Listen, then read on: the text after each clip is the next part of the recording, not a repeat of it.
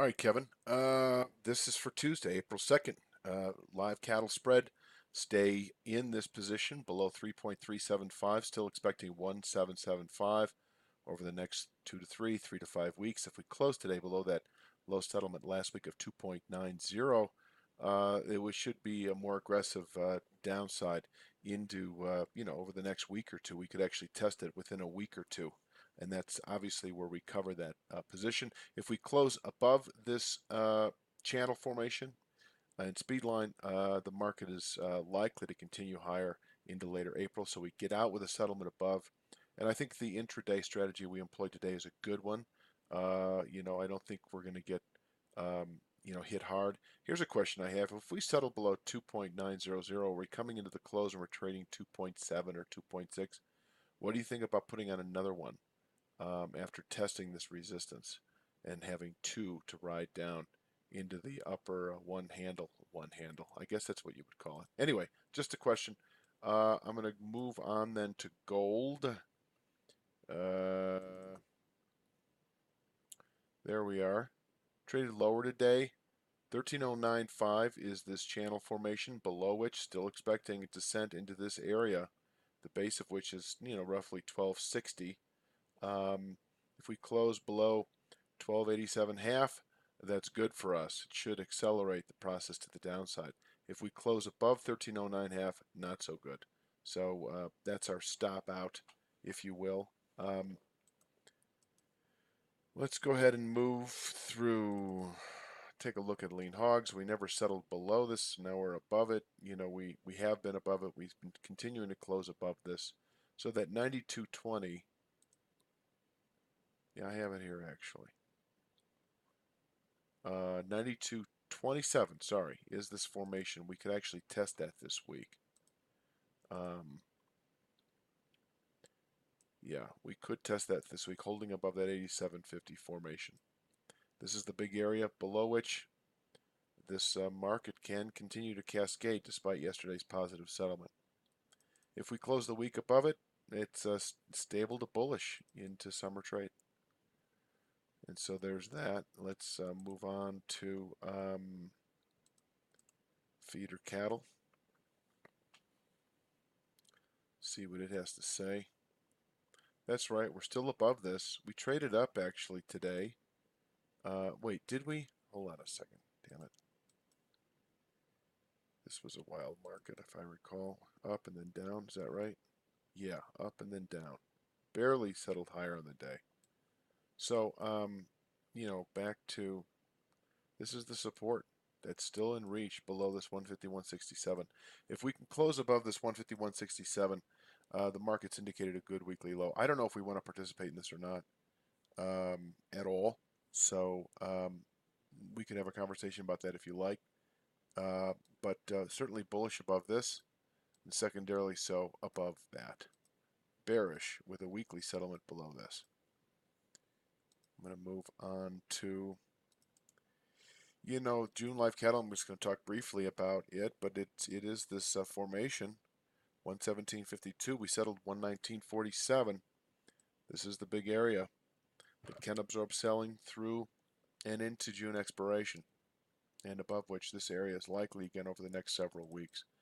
Closing below 117.52 though does indicate 109.40 to 111.87, a couple of speed lines on both the weekly and daily chart.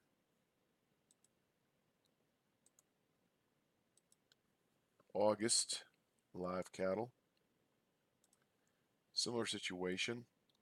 Speed line's been chopped around a little bit, so I'm actually eliminating it from the chart. 114.50 is the main level and it's likely to be tested, I think, over the next week or so.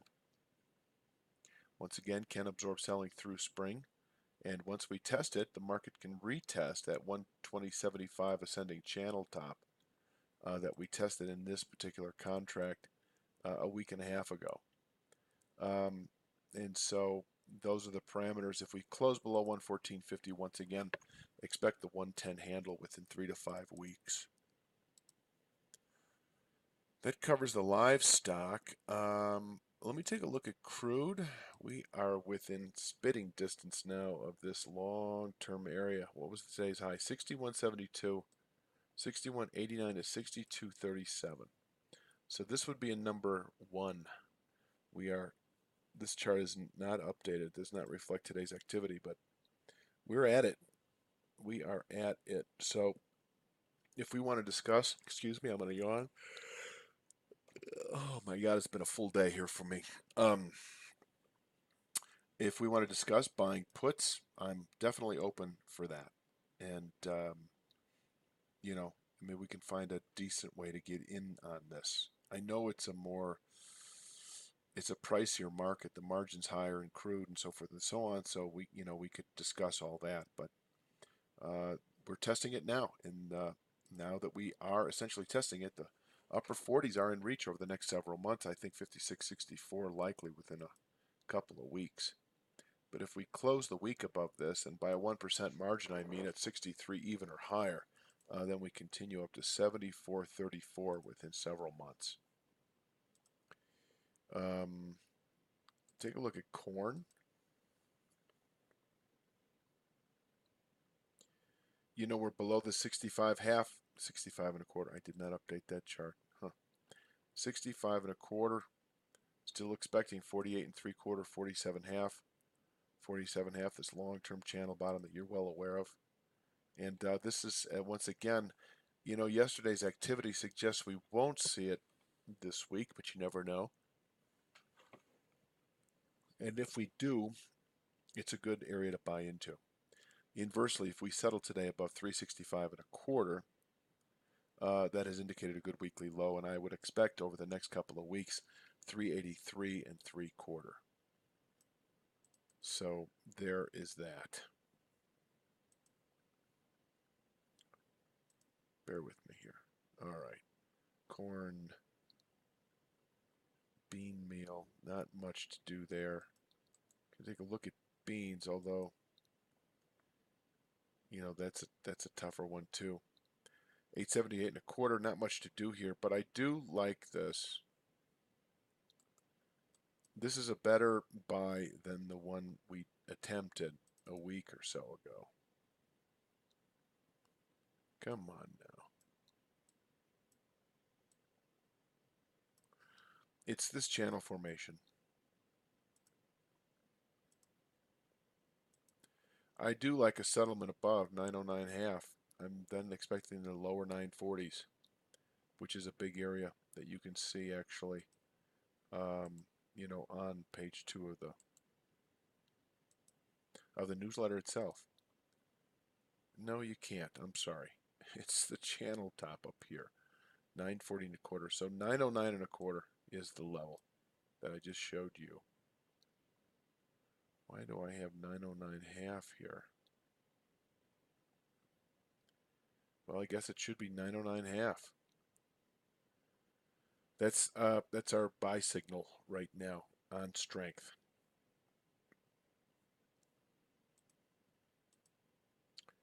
All right. Okay. Soybeans. Wheat. Take a look at wheat. There it is. 459 even a support. I could call this a weekly level, above which we're expecting 480 and a quarter. Take a look at that, show you what that is. It's this formation here that has basically been holding 459 even, above which the low 480 is expected, soon. Sorry. There you are. 480 and a quarter, but the big area is still $5 even to 510 and a quarter. But there's that 459, that's that channel bottom. And we should test this over the next few days, which can contain weekly buying pressures. And it's also the point to settle above for yielding the more significant 500 even to 510 and a quarter within another full week of trade. If we close below 459 even, then we're likely to retest this 431 and a quarter long-term support level. That's illustrated page 2. So that's wheat. And finally, the S&P followed through. which was, I think, to some extent involved in the bond loss we took today on that call. But, we settled above this formation. We settled higher. The new high settlement was placed last week following the December low. Take a look at the NASDAQ here in a moment because I think that's a good market to participate in if it gives us its own buy signal. But right now we've got these little resistance levels on the way up, but bottom line, we are bullish above this point. And I think waiting NASDAQ settlement above 75.34.5 will provide secondary confirmation on that buy signal above this formation in the S&P that should continue over the next several months into the low 3,000 area. What do I have? I got 3,088 half as a target, 3 to 5 months. I think it's going to be sooner than that actually. So there's that. Now I'm going to jump around. Let's go to the NASDAQ while I was talking about it. And there we are. High is 75.06 half, last 74.95. This formation is 34 half. And so we could take a look at puts if we settle above this channel top, on Friday. Hell, let's take a look at this.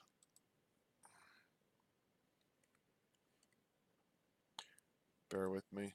Setup, chart preferences. There it is. Okay. This is the daily chart. Low, low, high. Look at that sucker held right on the money. Damn. 75.32.75. I know it shows 0.91. You want to just call it 75.33 even. A settlement today above it gives us an early lead on a buy signal that then we'd be waiting at the end of the week. But, this is a legitimate chart here just in the daily. So we should probably talk about this, I think.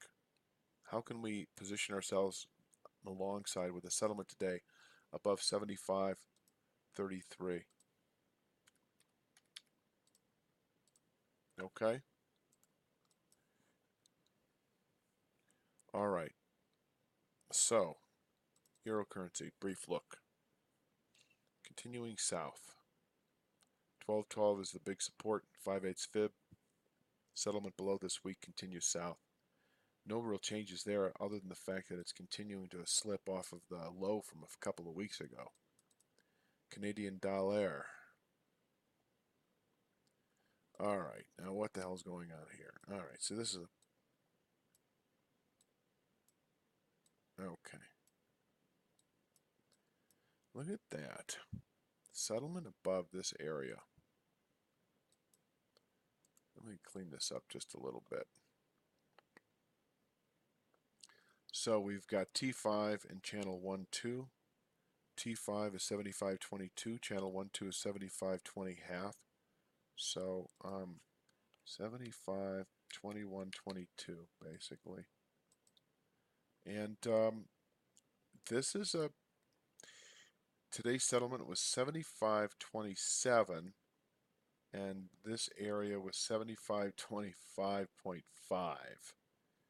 So it was so damn close. This thing could slip back easily. This reminds me of that soybean buy signal from a week ago that was just over the top and then came collapsing back. So there's that risk. But, if we close higher in the day, the problem we have with this is we get another one of these days. Are we losing then the appetite to go long? Now we're waiting for this. It becomes 6 of this, half a dozen of the other. But I do like this as a support area, assuming let's put it this way, if we close merely higher on the day tomorrow, above 75.27, that's a good buy signal, I think, well, here we're going to have a trouble, but there's no certainty, there's no, how should I say this, we could test this, then we could come back to this support, but there's no certainty. We could just as easily just continue higher into that 77 handle long-term resistance that I know you're There it is, familiar with. So, and on the weekly chart, this is the same area basically. All right. All right. Japanese yen, just take a quick look. Once again, I do need to update these currencies. It's sold off. Interesting. Close below this formation. All right. We can continue looking at the yen.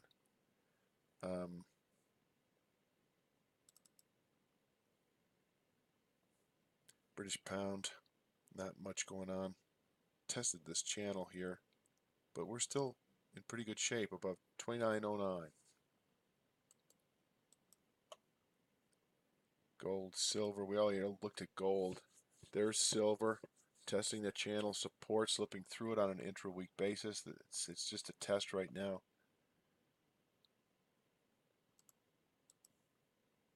Copper. Look at that. Rallied higher and came back. Geez, that's all on a Monday. It's pushing into this old resistance area, but this is no longer valid. Here's the next solid sell signal, really below this formation, which is in line with this as well. So that's at 2.8391. I'll just put that there right now. Bullish above that. The only question really is consolidation or continuation. Platinum 30-year bond. Let's see where this pig landed. 148.10. Come on now. There it is. All right, back below this formation. We're going to probably continue down here. Even if we settle above this, you know, my appetite for the bonds right now is just, you know, this was a pretty classic setup. Yeah, anyway.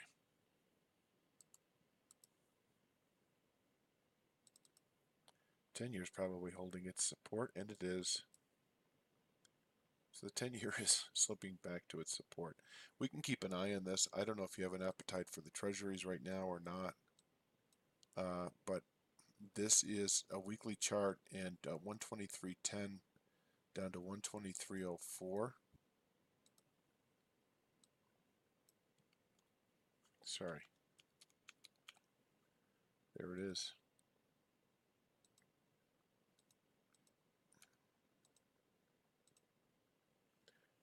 There's the support for this market.